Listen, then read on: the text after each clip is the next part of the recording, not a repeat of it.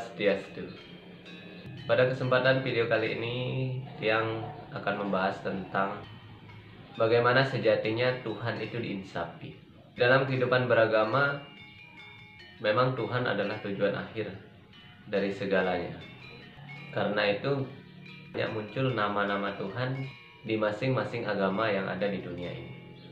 Pada perkembangannya, agama terkesan mengkotak-kotakan nama Tuhan dan menganggap bahwa nama yang tercantum dalam kitab suci masing-masing agama yang paling baik atau yang paling tepat.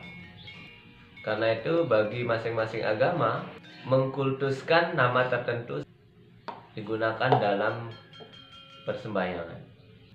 Yang menarik adalah konsep tentang Tuhan yang berwujud dan tidak berwujud, yang dapat dilihat dan yang tidak dapat dilihat. Ini yang lebih mendominasi.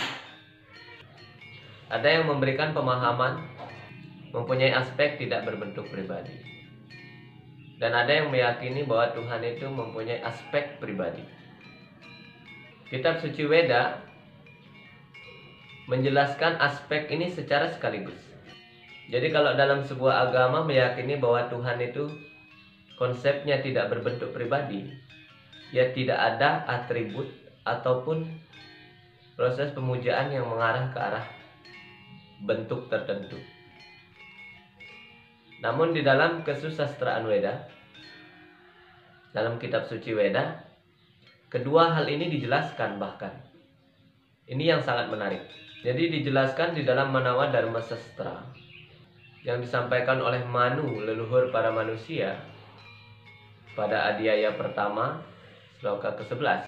Yatat karanama wiyaktya nityam sat asat makam sapurusa loka brahmeti, ia yang tidak terlihat, yang kekal, yang nyata dan tidak nyata, menciptakan purusa yang dikenal di dunia sebagai Brahma. Jadi kata sat asat makam artinya nyata dan tidak nyata, terlihat dan tidak terlihat. Sangat bermakna pada ayat ini. Jadi Manu menjelaskan tentang Tuhan yang Maha Esa dengan sebutan Sat Asat Makam. Di dalam Skanda 1 bab 2 ayat 11 juga dijelaskan bahwa bahkan dijelaskan mempunyai 3 aspek.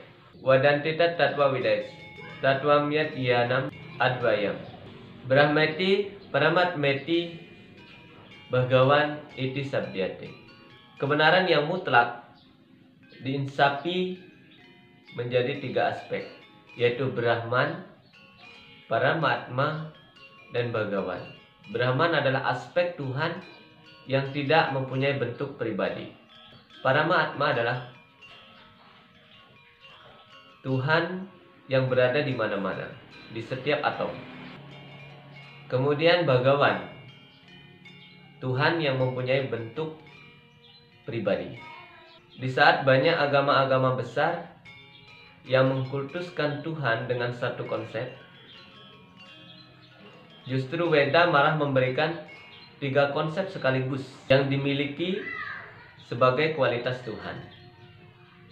Ayah dari Srila Vyasadeva atau Bhagawan biasa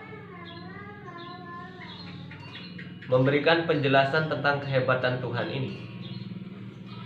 Saramuni menjelaskan bahwa Tuhan itu memiliki 6 jenis sifat yang dimiliki secara penuh. Yang pertama yaitu Tuhan memiliki kekuatan yang penuh. Yang kedua yaitu Tuhan memiliki kemasyuran yang penuh.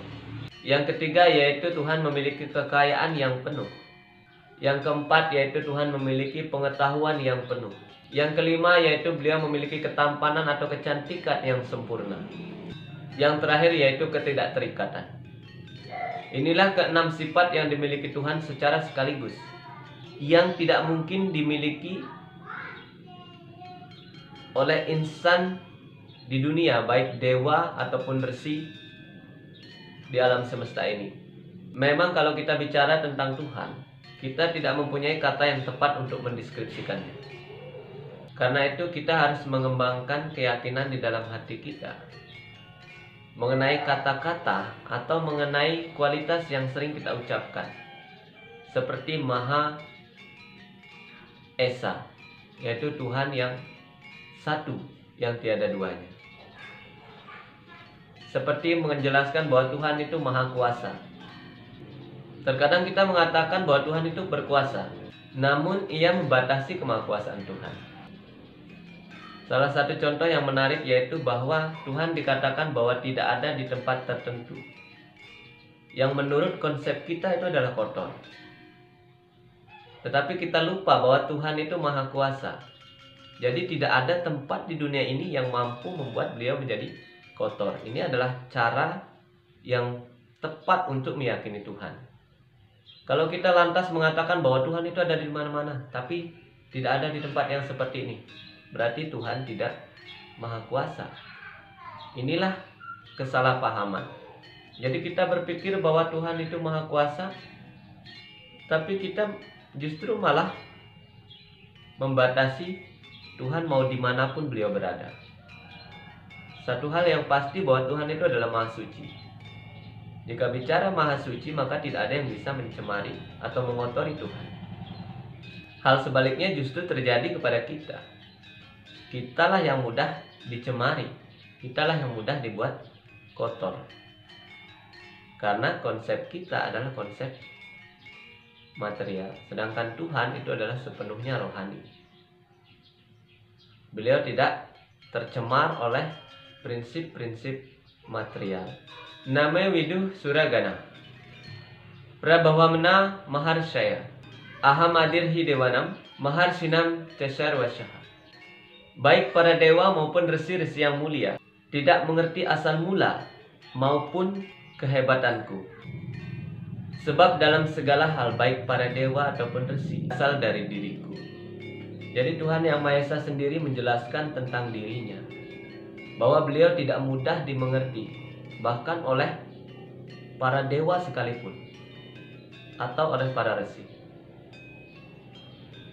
Weti loka maheshwaram asa muda sambritesu sarva papai pramucete. Orang yang mengenal aku sebagai yang tidak terlahirkan, sebagai yang tidak berawal, sebagai Tuhan Yang Maha Esa yang berkuasa atas segala sesuatu dan di kalangan manusia, dan dialah yang dibebaskan dari segala reaksi dosa.